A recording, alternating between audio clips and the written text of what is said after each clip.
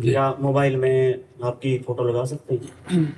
हाँ, वो तो सभी को अपने प्रियजनों की फोटो लगाते, कोई अपनी लगाता है, कोई अपने प्रियजनों की लगाता है। कई बार हाथ जूठे होते हैं जैसे, हाँ, और कई बार फोन उठाना पड़ जाता है, कोशिश करते हैं ना उठाएं फोन, लेकिन कई बार। वैसे कोशिश इसलिए करो क्योंकि वो फोन जब आप लेंगे फिर इसके बाद क्या क्या कार्य करेंगे तो सब जूठा हो जाएगा। जूठे हाथ से या सोच के हाथ से मोबाइल नहीं छूना चाहिए, क्योंकि वो पवित्र जगह में भी हम जाएंगे, मंदिर में भी जाएंगे तो मोबाइल हमारी जेब में होगा, और कोई बात हुई तो उस समय भी छू सकते हैं।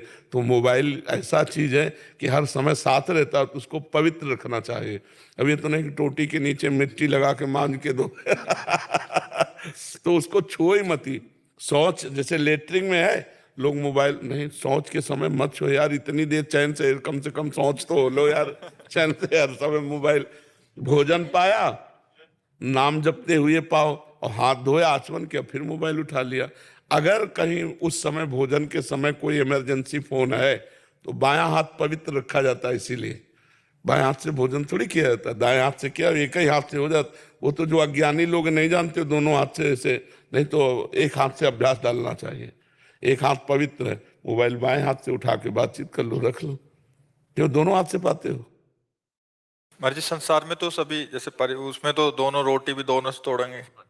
नहीं नहीं, वो एक अंगूठे में कम दम है क्या, अंगूठे ऐसे तोड़ के पाए जाते। मर्जी वो चम्मच से ही सब्जी जाएगी निवाला के अंतर। तो एक रोटी पा कौराओ, फिर चम्मच से सब्जी ले ले ऐसे अच्छा, दोनों हाथ हमारा बचपन से आदत है दोनों हाथों से। नहीं, सुधारनी चाहिए, बाएं हाथ का प्रयोग ना करें जहां तक हो सके। देखो संतों की पंगत में एक हाथ से ही आपको पाते मिलेंगे। जो पवित्र धर्माचरण तो एक हाथ से ही पाए। हम लोगों को बचपन में सिखाया गया था बायां हाथ थाल में नहीं लगा सकते, ऐसे ही पाना, ऐसे ही पाना है। पानी है तो छोटे गिलास में डाल के दाएं हाथ से पानी पियेंगे, पर बाएं हाथ से उस गिलास में डाल, मतलब ये हाथ पवित्र रखा जाता है, बायां हाथ पवित्र रखा जाता है। हाँ, प्राय वैसे कोशिश करो सब लोग दाएं हाथ से भोजन पाने का अभ्यास करो।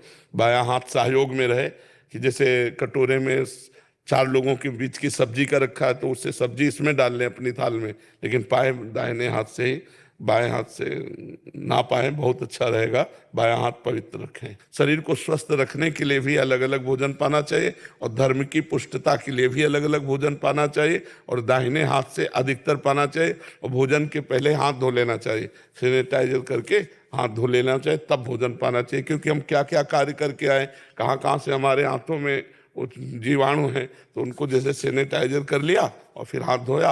और इतनी फुर्सत किसको है स्वस्थ रहने के लिए इतना तो करना चाहिए, भोजन के पहले तो करना चाहिए। हाथ को जो है चाहे साबुन से या सैनिटाइजर से धो के अच्छे से, फिर प्रसाद पाना चाहिए। आशीष जी गोरखपुर से। राधा वल्लभ श्री हरि।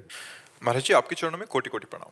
महाराज जी शुद्ध प्रेम का स्वरूप क्या है और ये श्री जी से पूर्ण रूप से कैसे हो? जैसे प्रेम आप पूज्य भाई जी पूज्य राधा बाबा करते हैं, वैसा प्रेम रस की प्राप्ति कैसे? वैसे पहली बात है कि शुद्ध प्रेम की चर्चा ही नहीं हो सकती।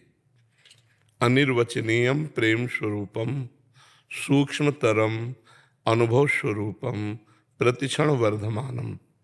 प्रेम प्रतिक्षण वर्धमान है। अभी जो देखा, फिर अभी देखा, फिर अभी देखा, वो बढ़ता जा रहा है। तो इस प्रकार उसकी चर्चा नहीं हो सकती।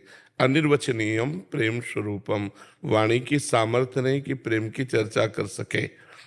अब उसके बाहरी स्वरूप का वर्णन जो किया जाता है वो ये है, स्थूल शरीर, सूक्ष्म शरीर, कारण शरीर, तीनों मायाकृत हैं।